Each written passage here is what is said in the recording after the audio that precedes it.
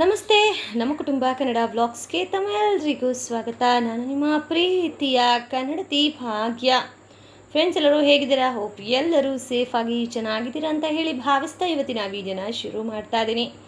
ಇವತ್ತು Sunday, non veg last time ತೊಗೊಂಬಂದಿರಲಿಲ್ಲ. So finally ಈ ವೀಕ್ ನಾನ್ ವೆಜ್ ತಿನ್ನೋಣ. ಬಿಕಾಸ್ ನೆಕ್ಸ್ಟ್ ಟ್ಯೂಸ್ಡೇ ಊರ ಹಬ್ಬಕ್ಕೆ ಮಾತಾಡ್ತಾರೆ, ಮಂಗಳವಾರ. ಸೊ ಹಾಗಾಗಿ ನಮ್ಮ ಕಡೆ ಹೇಗೆ ಅಂತಂದರೆ, ಊರಬ್ಬದ್ದು ಒಂದು ಡೇಟ್ ಅನೌನ್ಸ್ಮೆಂಟ್ ಆದಮೇಲೆ 15 ಡೇಸ್ ನಾವು ನಾನ್ ವೆಜ್ ತಿನ್ನೋ ಹಾಗಿಲ್ಲ.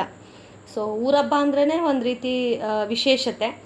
ಅದರಲ್ಲಿ ಇನ್ನು ತಿನ್ನೋಂಗಿಲ್ಲ ಅಂತ ಹೇಳಿಬಿಟ್ಟು ಸಂಡೇ ಲಿವರ್ ಫ್ರೈ, ಇದು ಚಿಕನ್ ಲಿವರ್ ಫ್ರೈ, ಇದ್ರ ಜೊತೆಗೆ ಮಟನ್ನು ತರಿಸಿದ್ದೆ. ಸೊ ಅದರದ್ದು ಯಾವುದೂ ವಿಡಿಯೋ ಮಾಡಲಿಲ್ಲ. ಜಸ್ಟ್ ಟಿಫನ್ನು ಮಾಡ್ತಾ ಇರೋದು ಮಾತ್ರ ನಾನು ವಿಡಿಯೋ ಶೂಟ್ ಮಾಡಿಕೊಂಡೆ. ಯಾಕೆ ವಿಡಿಯೋ ಮಾಡಲಿಲ್ಲ ಅಂತಂದರೆ, ಕಳೆದ ಒಂದು 2 to 3 ಡೇಸಿಂದ ನನಗೆ ಮನಸ್ಸಿಲ್ಲ, ಏನೋ ಕೆಲಸ ಮಾಡೋಕ್ಕೂ ಮೂಡಿಲ್ಲ ಅನ್ನೋ ಥರ ಒಂದು ಫೇಸ್ ಇರುತ್ತಲ್ಲ. ಸೊ ಆ ಥರ ಒಂದು ಫೇಸಲ್ಲಿ ನಾನು ಸ್ಟಕ್ ಆಗಿಬಿಟ್ಟಿದ್ದೀನಿ ಗೈಸ್. ಅದಕ್ಕೆ ನನಗೆ ವಾಯ್ಸ್ ಓವರ್ ಕೊಡೋದಾಗಿರಲಿ, ವಿಡಿಯೋ ಮಾಡೋದಾಗಿರಲಿ, ನನಗೆ ಏನೂ ಮಾಡೋಕ್ಕಾಗ್ತಾಯಿಲ್ಲ. ಸೊ ಸಂಡೇ ವಿಡಿಯೋನ ನಾನು ಇವತ್ತು ಎಡಿಟ್ ಮಾಡಿ ಅಪ್ಲೋಡ್ ಮಾಡ್ತಾಯಿದ್ದೀನಿ. ಅಂದರೆ ಲೈಕ್ ಏನೋ ಒಂದು ರೀತಿ ನಮಗೆ ಗೊತ್ತಿಲ್ಲದೇನೆ ನಮ್ಮ ಬಗ್ಗೆ ಮಾತಾಡೋರಾಗಿರಲಿ, ಅವೆಲ್ಲ ಕೇಳಿಸ್ಕೊಂಡಾಗ ನಾವು ಎಷ್ಟೊಂದು ಜನಕ್ಕೆ ಮರ್ಯಾದೆ ಉಳಿಸ್ಬೇಕು ಅಂತ ನಾವು ಪ್ರಯತ್ನ ಪಡ್ತಾ ಇರ್ತೀವಿ. ಬಟ್ ನಮ್ಮ ಮರ್ಯಾದೆ ತೆಗಿಬೇಕು ಅಂತಲೇ ಕೆಲವೊಂದಷ್ಟು ಜನ ಕಾಯ್ತಾ ಇರ್ತಾರಲ್ಲ. ಸೊ ಅಂಥರ ಟೈಮಲ್ಲಿ ಒಂಥರ ಬ್ಲ್ಯಾಂಕ್ ಆಗಿಬಿಡ್ತೀವಿ, ಏನು ಮಾಡಬೇಕು ಏನು ಮಾಡಬಾರ್ದು ಅಂತ. ಸೊ ಆವಾಗಲೇ ನಾವು ದುಡುಕಿ ನಿರ್ಧಾರಗಳನ್ನು ತಗೋಬಾರ್ದು. ಯೋಚನೆ ಮಾಡಿ ಮುಂದೆ ಏನು ಮಾಡಿದ್ರೆ ಒಳ್ಳೆಯದಾಗತ್ತೆ ಅಂತ ಹೇಳಿ ನಾವು ಹೆಜ್ಜೆ ನೀಡಬೇಕಾಗತ್ತೆ. ನಾವು ಕೋಪದಲ್ಲಿ ದುಡುಕಿ ನಾವೇನಾದರೂ ಹೆಜ್ಜೆ ಇಟ್ಟರೆ ಮುಂದೆ ಅಲ್ಲಿ ನಮಗೆ ಎಡುವೋ ಚಾನ್ಸಸ್ ತುಂಬ ಇರುತ್ತೆ. ಯಾಕೆ ಮಾತು ಹೇಳ್ತಾ ಇದ್ದೀನಿ ಅಂತ ಹೇಳಿ ತಿಳ್ಕೊಬೇಕು ಅಂತಂದರೆ ಕೊನೆವರೆಗೂ ವಿಡಿಯೋನ ನೋಡಿ. ಆ್ಯಂಡ್ ಇನ್ನೂ ನಮ್ಮ ಚಾನಲ್ ಸಬ್ಸ್ಕ್ರೈಬ್ ಆಗಲಿಲ್ಲ ಅಂತಂದರೆ ಈಗಲೇ ಸಬ್ಸ್ಕ್ರೈಬ್ ಮಾಡಿ, ನಿಮ್ಮ ಅನಿಸಿಕೆ ಅಭಿಪ್ರಾಯಗಳನ್ನು ತಪ್ಪದೆ ಕಮೆಂಟ್ ಬಾಕ್ಸಲ್ಲಿ ಕಮೆಂಟ್ ಮಾಡಿ ಅಂತ ಹೇಳ್ತಾ let start today's video. Guys, Sunday ಅಂದರೆ ಆ್ಯಕ್ಚುಲಿ ಬ್ಯುಸಿ ಡೇ ಆಯಿತಾ. ನನಗೆ ಅವತ್ತು ರೆಸಿಪಿ ಆಗಲಿ ಇನ್ನೊಂದಾಗಲಿ ಶೂಟ್ ಮಾಡೋಕ್ಕೆ ಮನಸ್ಸಿರಲಿಲ್ಲ. ಸೊ ಬಿಡಪ್ಪ ಯಾವಾಗೂ ಮಾಡೋದೆ ಅಂತ ಹೇಳಿ ನಾನು ಏನೂ ಶೂಟ್ ಮಾಡ್ಕೊಳ್ಳಿಲ್ಲ. ಸೊ ಇನ್ನು ಮನೆಯೆಲ್ಲ ಕ್ಲೀನಿಂಗ್ ಅನ್ನೋದು ಇನ್ನು ನೆಕ್ಸ್ಟ್ ವೀಕಿಂದ ಕ್ಲೀನಿಂಗ್ ಶುರುವಾಗುತ್ತೆ. ಸೊ ಕ್ಲೀನಿಂಗ್ ಮೀನ್ಸ್ ನಾವು ಹಬ್ಬಕ್ಕೆ ಕ್ಲೀನ್ ಮಾಡಲೇಬೇಕಾಗತ್ತೆ. ಸೊ ಮೊನ್ನೆ ತಾನೇ ಆಲ್ಮೋಸ್ಟ್ 1 month ಬ್ಯಾಕ್ ನಾನೆಲ್ಲ ಕ್ಲೀನ್ ಮಾಡಿದೆ. ಬಟ್ ಸ್ಟಿಲ್ ನಾವು ಈಗ ಡೀಪ್ ಕ್ಲೀನ್ ಮಾಡಲೇಬೇಕು. ಅದಕ್ಕೆ ಇವತ್ತು ಪರ್ಯಂತ ಡ್ಯಾಡಿ ಬಾ ಡ್ಯಾಡಿ ನಾವು ಹೋಗೋಣ ಆಟಾಡೋಣ ಅಂತ ಹೇಳಿ ಅವ್ರ ಡ್ಯಾಡಿನ ಕರ್ಕೊಂಡು ಕ್ರಿಕೆಟ್ ಗ್ರೌಂಡ್ಗೆ ಹೋಗಿದ್ರು. ಸರಿ, ಇನ್ನು ಅವ್ರು ಬರೋವರೆಗೂ ಕೆಲಸ ಏನಿದೆ, ಇದು ಟೀಪಾಯಿ ಕೆಳಗಡೆ ನನ್ನ ಮಗಂದು ಕ್ರೇಯಾನ್ಸ್, ಆಮೇಲೆ ಅವನದು ಥಿಂಗ್ಸ್ ಎಲ್ಲ ತುಂಬ ಇದೆ. ಸೊ ಡ್ರಾಯಿಂಗ್ ಮಾಡೋದು ಶೀಟ್ಗಳಾಗಿರಲಿ ಅವೆಲ್ಲ. ಸರಿ, ಇದನ್ನಾದರೂ ಕ್ಲೀನ್ ಮಾಡ್ಕೊಳ್ಳೋಣ, ಅದನ್ನು ವೀಡಿಯೋ ಮಾಡ್ಕೊಂಡ್ರೆ ಆಯಿತು ಅಂತ ಹೇಳಿ ಈಗ ವಿಡಿಯೋ ಶೂಟ್ ಮಾಡ್ತಾಯಿದ್ದೀನಿ. ಏನೋ ಗೊತ್ತಿಲ್ಲ ಗೈಸ್, ಏನೋ ಒಂದು ಕೆಲಸ ಮಾಡಬೇಕಂದ್ರೂ ಯಾಕೆ ನಮಗೆ ನಾವೂ ಎಲ್ಲರ ಥರ ಮೋಸ ಮಾಡಿ ಸುಳ್ಳು ಹೇಳ್ಕೊಂಡು ಜೀವನ ಮಾಡಿದ್ರೇ ಜೀವನನಾ ಅಂತ. ಬಟ್ ಅದನ್ನು ಹೇಳ್ತೀನಿ, ಬಟ್ ಸತ್ಯವಂತರಿಗೆ ಕಾಲ ಕಡಿಮೆ ಇರ್ಬೋದು, ಆದರೆ ಸತ್ಯಕ್ಕೆ ಸಾವಿಲ್ಲ. ಸುಳ್ಳಿಗೆ ಬೇಗ ಜಯ ಸಿಗುತ್ತೆ, ಆದರೆ ಸತ್ಯಕ್ಕೆ ಯಾವತ್ತಿದ್ರೂ ಜೀವ ಇರುತ್ತೆ. ಓಕೆ, ಸತ್ಯದ ದಾರಿಯಲ್ಲಿ ನಡೀತಾ ನೀವು ಹೋದರೆ ಯಾರು ಅಪಪ್ರಚಾರ ಮಾಡೋದಾಗಲಿ ಸುಳ್ಳು ಹೇಳೋದಾಗಲಿ ಮಾಡ್ತಾ ಇದ್ದಾರೋ ಅವರಿಗೇ ಒಂದಲ್ಲ ಒಂದಿನ ಅದು ವಾಪಸ್ ಹಿಟ್ ಆಗೋ ಟೈಮ್ ಹತ್ರದಲ್ಲೇ ಇರುತ್ತೆ. ಯಾಕೆ ಹೇಳ್ತಾ ಇದ್ದೀನಿ ಅಂತಂದರೆ, ಕಳೆದ ಒಂದು 3-4 ಡೇಸಿಂದ ನನ್ನ ಮೈಂಡಲ್ಲಿ ತುಂಬಾ ಒಂದು ರೀತಿ ಗೊಂದಲಗಳು, ಮನಸ್ಸಿಲ್ಲ ಅನ್ನೋ ಥರ. ಏನಕ್ಕಪ್ಪ ಅಂತಂದರೆ, ಕೆಲವೊಬ್ಬರು ನಾವಿವಾಗಿರೋ ಸಿಚುವೇಶನ್ ನಿಮ್ಗೆಲ್ರಿಗೂ ಗೊತ್ತಲ್ಲ ಗೈಸ್. ನಾನು ಯೂಟ್ಯೂಬಲ್ಲಿ ವೀಡಿಯೋಸ್ ಹಾಕ್ತೀನಿ, ಡೈಲಿ ವ್ಲಾಗ್ಗಳನ್ನು ಅಪ್ಲೋಡ್ ಮಾಡ್ತಾ ಇರ್ತೀನಿ. ಸೊ ಇಷ್ಟಾದ್ರೂ ನನ್ನ ಬಗ್ಗೆ ಮಾತಾಡ್ತಾರೆ ಅಂತ ಅಂದರೆ ಅಂಥವ್ರಿಗೆ ಏನು ಹೇಳೋಕ್ಕಾಗತ್ತೆ? ಈ ಥರ ಸುಮ್ಮನೆ ಇರೋಕ್ಕೂ ಆಗ್ತಾಯಿಲ್ಲ, ಈ ಕಡೆ ನಾನು ಮಾತಾಡೋಕ್ಕೂ ಆಗ್ತಾಯಿಲ್ಲ. ಸೊ ಆದ್ರೂ ಟೈಮ್ ತೊಗೊಂಡು, ಯಾಕಂದರೆ ಅದೇ ಟೈಮಲ್ಲಿ ನಾನು ವೀಡಿಯೋಸ್ ಹಾಕಿದರೆ ಮೇ ಬಿ ಈ ರೀತಿ ವಾಯ್ಸ್ ಓವರ್ ಬರ್ತಿರಲಿಲ್ಲ, ಅದು ಬೇರೆ ಥರನೇ ವಾಯ್ಸ್ ಓವರ್ ಬರ್ತಾಯಿತ್ತು, ಖಡಕ್ಕಾಗಿ ಆನ್ಸರ್ ಮಾಡ್ತಾಯಿದ್ದೆ. ಬಟ್ ಯೋಚನೆ ಮಾಡಿ 3-4 ಡೇಸ್ ನಾನು ಏನು ಟೈಮ್ ತೊಗೊಂಡಲ್ಲ, ಆ ಗ್ಯಾಪಲ್ಲಿ ನನಗೆ ಅರ್ಥ ಆಗಿದ್ದು, ಕೋಪದ ಕೈಗೆ ಬುದ್ಧಿ ಕೊಡಬಾರ್ದು. ಈಗ ನೋಡಿ, ಸಮಾಧಾನವಾಗಿ ನಾನೊಂದು ವಿಡಿಯೋನ ಅಪ್ಲೋಡ್ ಮಾಡ್ತಾ ಇದ್ದೀನಿ ಅಂತಂದರೆ, ಯೂಟ್ಯೂಬರ್ಸ್ ಅಂತಂದ್ರೇ ನಮಗೆ ಪರ್ಸ್ನಲ್ ಲೈಫ್ ಅನ್ನೋದಿರುತ್ತೆ. ಸೊ ಆ ಲೈಫಲ್ಲಿ ಏರುಪೇರು ಆದಾಗ ನಮ್ಗೆ ಏನು ಮಾಡಬೇಕು ಅಂತ ಗೊತ್ತಾಗೋದಿಲ್ಲ. ಇವಾಗ ವಾಯ್ಸ್ ಓವರ್ ಆಗಲಿ ವಿಡಿಯೋ ಆಗಲಿ ಶೂಟ್ ಮಾಡಬೇಕಾದ್ರೆ ಏನು ಮಾಡ್ತಾಯಿದ್ದೀವಿ, ಯಾಕೆ ಮಾಡ್ತಾಯಿದ್ದೀವಿ ಅನ್ನೋ ಒಂದು ಐಡಿಯಾನೂ ಇರೋದಿಲ್ಲ, ಗೊತ್ತಾ ಗೈಸ್ ನಿಮಗೆ? ಯೂಟ್ಯೂಬರ್ಸ್ ಅಂದರೆ ಅಷ್ಟು ಕೇವಲವಾಗಿ ನೋಡೋಕ್ಕೆ ಹೋಗಬೇಡಿ. ತುಂಬ ಸ್ಟ್ರಗಲ್ಸನ್ನು ದಾಟಿ ನಾವು ಒಂದು ವಿಡಿಯೋ ಮಾಡ್ತಾ ಇರ್ತೀವಿ, ಒಂದು ಕಂಟೆಂಟ್ ಕ್ರಿಯೇಟ್ ಮಾಡ್ತಾ ಇರ್ತೀವಿ. ನಿಮ್ಮ ಸಪೋರ್ಟ್ ಏನಂತಕ್ಕೆ ಕೇಳ್ತೀವಿ ಅಂದರೆ, ನೀವು ಮಾಡೋ ಒಂದೊಂದು ಕಮೆಂಟ್ಗಳು ನಮ್ಗೆ ಎಷ್ಟು ಮೋಟಿವೇಟ್ ಆಗುತ್ತೆ. ಜೀವನದಲ್ಲಿ ಎಷ್ಟೇ ಕುಗ್ಸೋ ಜನ ಬಂದ್ರೂ ನನ್ನನ್ನು ಎತ್ತಕ್ಕೆ ನಮ್ಮ ಇಷ್ಟು ಜನ ಸಪೋರ್ಟಿವ್ ಇರಬೇಕಾದ್ರೆ ಇವರೆಲ್ಲ ಯಾವ ಲೆಕ್ಕ ಅನ್ನೋ ಥರ ಇದ್ರ ಬಗ್ಗೆ ಕಂಪ್ಲೀಟ್ ಒಂದು, ಯಾಕಂತಂದರೆ ಇಲ್ಲದ ಸಲ್ಲದ ಆರೋಪಗಳನ್ನು ನನ್ನ ಮೇಲೆ ಹಾಕಿದಾಗ ಅದನ್ನು ತಗೊಂಡು ನಾನು ಬ್ಲೇಮ್ ತೊಗೊಳಕ್ಕೆ I am not ready. So ಇದ್ರ ಬಗ್ಗೆ ನಾನೊಂದು ಕನ್ಕ್ಲೂಷನ್ ವೀಡಿಯೋ ಖಂಡಿತವಾಗ್ಲೂ ಮಾಡ್ತೀನಿ. This is not YouTube related, this is completely personal life ಬಗ್ಗೆನೇ. ಪರ್ಸ್ನಲ್ ಲೈಫಲ್ಲಿ ತುಂಬಾ ಏರುಪೇರುಗಳು ನಡೀತಾ ಇದೆ. ಸೊ ನನ್ನ ಗಂಡ ನನ್ನ ಜೊತೇಲಿರೋದಕ್ಕೆ ನನಗೊಂದು ತುಂಬಾ ಒಂದು ಬ್ಯಾಕ್ ಸಪೋರ್ಟು, ಧೈರ್ಯ ಅಂತ ಹೇಳ್ಬೋದು.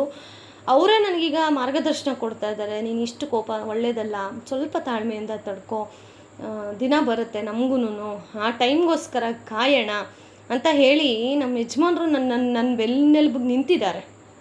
ಸೊ ನೀವು ಎಷ್ಟೇ ಮಾತಾಡ್ಕೊಳ್ಳಿ, ಇದಕ್ಕೆ ಒಂದಲ್ಲ ಒಂದು ದಿನ ನಾನು ಖಡಕ್ಕಾಗಿ ಆನ್ಸರ್ ವೀಡಿಯೋನೇ ಮಾಡ್ತೀನಿ. ಬಿಕಾಸ್ ನನ್ನ ಫ್ಯಾಮಿಲಿಲಿ ಎಷ್ಟೊಂದು ಜನ ವೀಡಿಯೋಸ್ ಎಲ್ಲ ನೋಡ್ತಾ ಇರ್ತಾರೆ. ಸೊ ಫ್ಯಾಮಿಲಿ ಮ್ಯಾಟ್ರನ್ನ ಇಲ್ಲಿಗೆ ಬರಬಾರ್ದು, ಬೇಡ ಅಂತ ಇಷ್ಟು ದಿನ ನಾನು ವೆಯ್ಟ್ ಮಾಡ್ತಾಯಿದ್ದೆ, ಬೇಡ ಅಂತ. ಸೊ ನನ್ನ ಬಗ್ಗೆನೇ ಈ ರೀತಿ ಅಪಪ್ರಚಾರ ನೀವು ಮಾಡ್ತಾ ಇದ್ದೀರಾ ಅಂತಂದರೆ ಇದಕ್ಕೆ ನಾನು ಒಂದು ಆ್ಯಕ್ಷನ್ ತೊಗೊಳ್ಳೇಬೇಕಾಗತ್ತೆ. ಸೊ ಫೈನಲಿ ಆ ಮೌತ್ ಓಪನಿಂಗ್ ಅಂತಾರಲ್ವಾ, ಎಲ್ಲ ಸತ್ಯಗಳನ್ನು ಹೊರಗೆ ಹಾಕುವಂತಹ ದಿನ ಆದಷ್ಟು ಬೇಗನೆ ನಾನು ಶುರು ಮಾಡ್ತೀನಿ, ಶೇರ್ ಮಾಡಲೇಬೇಕು. ಬಿಕಾಸ್ ಅಷ್ಟು ಟಾರ್ಚರ್ ಕೊಡ್ತಾ ಇದ್ದಾರೆ ನನಗೆ. ಒಂದು ಹೆಣ್ಣಾಗಿ ನಾನು ಎಷ್ಟು ತಗೋಬೋದೋ ಅಷ್ಟು ತಗೊಂಡಿದ್ದೀನಿ. ಇನ್ನು ಮುಂದೆ ನನಗೆ ತಗೊಳ್ಳೋಕ್ಕೆ ನನಗೆ ಶಕ್ತಿ ಇಲ್ಲ. ಹೆಣ್ಣು ಮಕ್ಕಳಿಗೆ ಎಕ್ಸ್ಪೆಷಲಿ ಆ ವಿಡಿಯೋ ನಾನು ಡೆಡಿಕೇಟ್ ಮಾಡ್ತೀನಿ. ಯಾರೆಲ್ಲ ಸ್ಯಾಕ್ರಿಫೈಸಸ್ ಮಾಡಿ ಜೀವನಗಳನ್ನು ನಡೆಸ್ತಾ ಇದ್ದೀರಾ ನಂತರ, ಸೊ ಅಂಥವರಿಗೆ ಆ ವಿಡಿಯೋನ ನಾನು ಶೇರ್ ಮಾಡ್ತೀನಿ. ಓಕೆ, ಈಗ ಇಲ್ಲಿ ಪ್ರಾಡಕ್ಟ್ ವಿಚಾರಕ್ಕೆ ಬರೋಣ. ಆ್ಯಕ್ಚುಲಿ ಈಗ ಬೇಸಿಗೆ ಕಾಲ, ಸ್ವಲ್ಪ ಸೆಕೆ ಜಾಸ್ತಿ, ಕುತ್ತಿಗೆ ಕೆಳಗಡೆ ಎಲ್ಲ ಬ್ಲ್ಯಾಕ್ ಆಗೋದು, ಆಮೇಲೆ ಕೆನ್ನೆಲೆಲ್ಲ ಬ್ಲ್ಯಾಕ್ ಹೆಡ್ಸ್ ಇರುತ್ತೆ, ಮತ್ತು ನೋಸ್ ಪಕ್ಕ ಬ್ಲ್ಯಾಕ್ ಒಂಥರ ಮಾರ್ಕ್ ಥರ, ಆಮೇಲೆ ಕಣ್ಣು ಕೆಳಗಡೆ ಎಲ್ಲ ಕಪ್ ಆಗೋದು. ಸೊ ಈ ಥರ ಎಲ್ಲ ಪ್ರಾಬ್ಲಮ್ಸ್ ನನಗಿತ್ತು. ಸೊ ನಾನು ನನ್ನ ಕ್ಲೋಸ್ ಫ್ರೆಂಡ್, ನಿಮ್ಮೆಲ್ಲರಿಗೂ ಗೊತ್ತಿರುತ್ತೆ, Saroja. So Saroja life style and blogs ಅಂತ ಇದೆ. So Saroja life style and tips ಅಂತ ನೀವು ಸರ್ಚ್ ಮಾಡಿದ್ರೆ ಸಿಗುತ್ತೆ. So she is one of my best friend and also ನನಗೆ ಗುರು ಯೂಟ್ಯೂಬಲ್ಲಿ. ನಾನು ಇವತ್ತು ಯೂಟ್ಯೂಬಲ್ಲಿ ಏನಾದರೂ ಕ್ರಿಯೇಟ್ ಮಾಡಿ ಇಷ್ಟೆಲ್ಲ ನಾನೊಂದು ಪೀಕಿಗೆ ಬಂದಿದ್ದೀನಿ ಅಂತ ಅಂದರೆ ಅದಕ್ಕೆ ಕಾರಣ ನನ್ನ ಕ್ಲೋಸ್ ಫ್ರೆಂಡ್ ಸರೋಜಾ. ಸೊ ಅವಳಿಗೆ ನಾನು ಇದನ್ನು ಕಳಿಸಿದಾಗ ಅವಳು ಆಲ್ರೆಡಿ ಸೋಪ್ ಬಿಸ್ನೆಸ್ಸನ್ನು ಸ್ಟಾರ್ಟ್ ಮಾಡಿದ್ಲು. ಸೋಪ್ ಆಗಿರ್ಬೋದು, ಕ್ರೀಮ್ಸ್ ಆಗಿರಲಿ, ಇದರ ಕಂಪ್ಲೀಟ್ ನಿಮಗೆ ಇದ್ರ ಬಗ್ಗೆ ತಿಳ್ಕೋಬೇಕು ಅಂತ ಅಂದರೆ ನೀವು ಖಂಡಿತವಾಗ್ಲೂ ಅವಳ ನಂಬರ್ನ ನಾನು ಇಲ್ಲಿ ಡಿಸ್ಪ್ಲೇ ಮಾಡ್ತೀನಿ. ಖಂಡಿತವಾಗ್ಲೂ ನೀವೊಂದು ಹಾಯ್ ಮೆಸೇಜ್ ಮಾಡಿದರೆ ಕಂಪ್ಲೀಟ್ ಡೀಟೇಲ್ಸ್ ಅವಳು ಶೇರ್ ಮಾಡ್ತಾಳೆ. ಖಂಡಿತವಾಗ್ಲೂ ಸೋಪು ತುಂಬಾ ಚೆನ್ನಾಗಿದೆ. ಮಂಜಿಷ್ಟ ಸೋಪ್ ನಾನು ತೊಗೊಂಡಿರೋದು, ಮಂಜಿಷ್ಟ ತೈಲ. ಸೊ ಇವೆರಡನ್ನು ನಾನೀಗ ಬಳಸ್ತಾ ಇದ್ದೀನಿ ಅಟ್ ಪ್ರೆಸೆಂಟ್. ಗ್ಲೋ ಅಂತೂ ತುಂಬ ಚೆನ್ನಾಗಿದೆ. ಆ್ಯಂಡ್ ಇದು ಯಾವುದೇ ಥರದ ಪ್ರಮೋಷನ್ ಅಲ್ಲ, ನನ್ನ ಫ್ರೆಂಡ್ ನನಗೆ ಅಂತ ಗಿಫ್ಟಾಗಿ ಕಳಿಸ್ಕೊಟ್ಟಿದ್ದಾಳೆ. ಸೊ ಅದನ್ನು ನಾನು ಜೆನ್ಯೂನಾಗಿ ನಿಮ್ಮೆಲ್ಲರೊಟ್ಟಿಗೆ ಶೇರ್ ಮಾಡ್ತಾಯಿದ್ದೀನಿ. ಖಂಡಿತವಾಗ್ಲೂ ನಿಮಗೆ ಆ ಬಂಗು, ಬ್ಲ್ಯಾಕ್ ಹೆಡ್ಸು, ಟ್ಯಾನ್ ಎಲ್ಲವನ್ನು ರಿಮೂವ್ ಮಾಡುತ್ತೆ. ಫೇಸಲ್ಲಿ ಒಂದು ವಿಶೇಷವಾದಂತಹ ಗ್ಲೋ ತರುತ್ತೆ. ಆ್ಯಂಡ್ ಈಗ ಆಫರ್ಸ್ಗಳು ರನ್ ಆಗ್ತಾ ಇದೆ. ಖಂಡಿತವಾಗ್ಲೂ ನೀವು ಒಂದು ಸತಿ ಒಂದು ಹಾಯ್ ಮೆಸೇಜನ್ನು ಮಾಡಿ ವಾಟ್ಸಪ್ಪಲ್ಲಿ ಕಂಪ್ಲೀಟ್ ಡೀಟೇಲ್ಸನ್ನು ಸರೋಜಾ ನಿಮಗೆ ಕೊಡ್ತಾಳೆ. ಖಂಡಿತವಾಗ್ಲೂ ನೀವು ಫೇಸಲ್ಲಿ ಈ ಥರ ಪ್ರಾಬ್ಲಮ್ ಆಗಿರಲಿ, ಇನ್ನೊಂದಾಗಿರಲಿ, hair problem, A to Z skin ಪ್ರಾಬ್ಲಮ್ಸ್ಗಳಿಗೆ she is suggest for you. ಯಾವ ಸೋಪ್ ತೊಗೊಂಡ್ರೆ ಒಳ್ಳೆಯದು, ಯಾವ ತೊಗೊಂಡ್ರೆ ಒಳ್ಳೇದಂತ.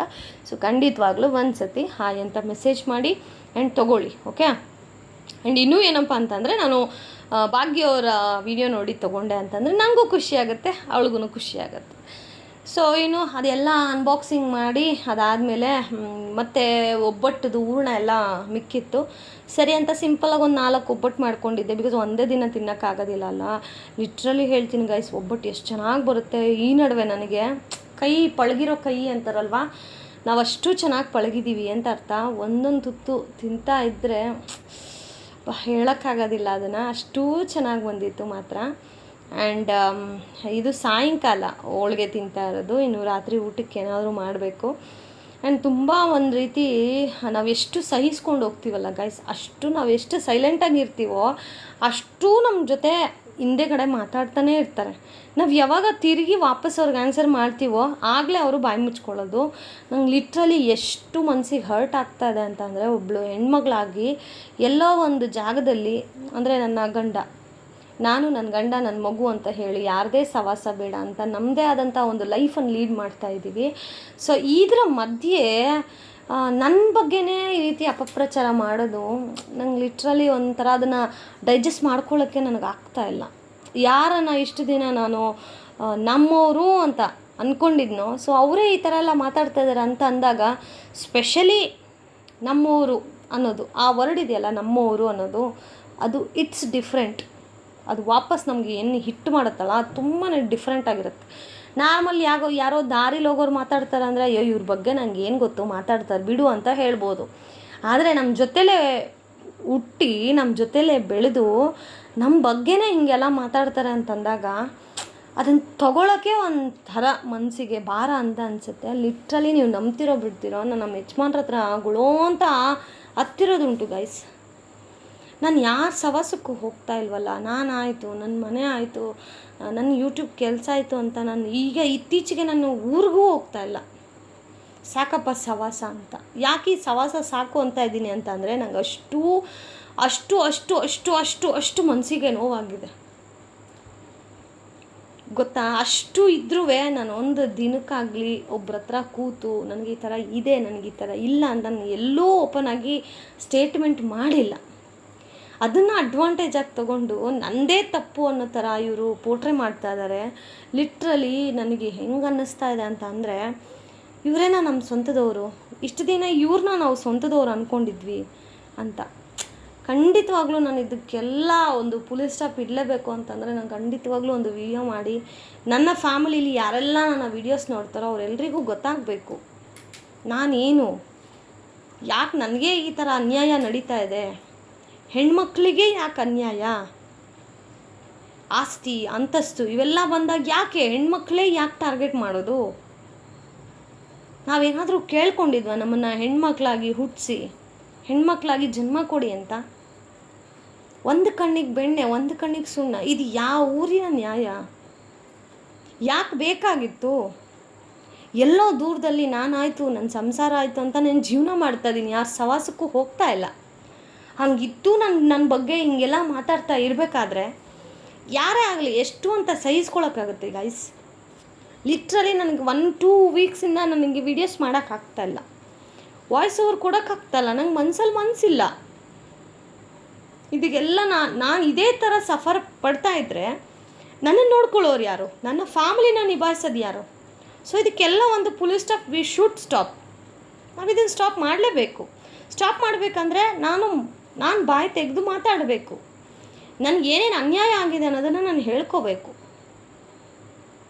ನಿಜವಾಗ್ಲೂ ಹೇಳ್ತೀನಿ, ಇವತ್ತು ನಾನು ಏನಿಲ್ಲ ಇಷ್ಟು ಒಂದು ಲೈಫಲ್ಲಿ ಒಂದು ಮಟ್ಟಿಗೆ ಜೀವನನ ರೂಪಿಸ್ಕೊಂಡಿದ್ದೀನಿ ಅಂತಂದರೆ ಇದರಲ್ಲಿ ಯಾವುದೇ ವ್ಯಕ್ತಿಯ ಒಂದು ಸಹಾಯ ಅನ್ನೋದಿಲ್ಲ. 0 to ನಾವು ಬೆಳೆದು ಬಂದಿರೋ ದಾರಿ ಇದು. ಒಂದೊಂದು ಹೇಳ್ತಾ ಇದ್ರೆ ಲಿಟ್ರಲಿ ನಿಮಗೆ ನಾನು ಇಷ್ಟು ದಿನ ನಾನು ಯಾವುದನ್ನು ಶೇರ್ ಮಾಡಿರಲಿಲ್ಲ, ಮಾಡಬಾರ್ದು ಅಂತ ಅಂದ್ಕೊಂಡಿದ್ದೆ. ಬಟ್ ಈಗ ನನ್ನ ಮೇಲೆ ಈ ರೀತಿ ಎಲ್ಲ ನಡೀತಾ ಇದೆ ಅಂತ ಅದು ಗೊತ್ತಾದಾಗ ನಾನು ಓಪನ್ ಮಾಡಬೇಕು ನನ್ನ ಬಾಯಿನ. ಇದಕ್ಕೆ ಏನು ಅಂತ್ಯ ಯಾವುದು, ಆದಿ ಎಲ್ಲಿಂದ ಸ್ಟಾರ್ಟ್ ಆಯಿತು ಅಂತ. ಗೈಸ್, ಹೆಣ್ಮಕ್ಳು ಯಾವಾಗ ನಾವು ಹೋಗಲಿ ಬಿಡು, ನಮ್ಮೋರಲ್ವ, ಹೋಗಲಿ ಬಿಡು, ಅವ್ರು ಚೆನ್ನಾಗಿರಲಿ ನಾವು ಹಂಗೆ ಅಂದ್ಕೊಂಡು ಬದುಕ್ತಾ ಇರೋದಕ್ಕೇ ನಮ್ಮನ್ನು ತುಳಿಯೋಕ್ಕೆ ಇಷ್ಟೆಲ್ಲ ಮಾಡ್ತಾ ಇರೋದು. ಅದು ಆಫ್ಟರ್ ಆಲ್ ಒಂದು ಆಸ್ತಿ ವಿಚಾರಗಳಿಗೆ ಈ ರೀತಿ ತಂದಿಕ್ಕೋದು, ಇವೆಲ್ಲ ಎಷ್ಟರ ಮಟ್ಟಿಗೆ ಸರಿ?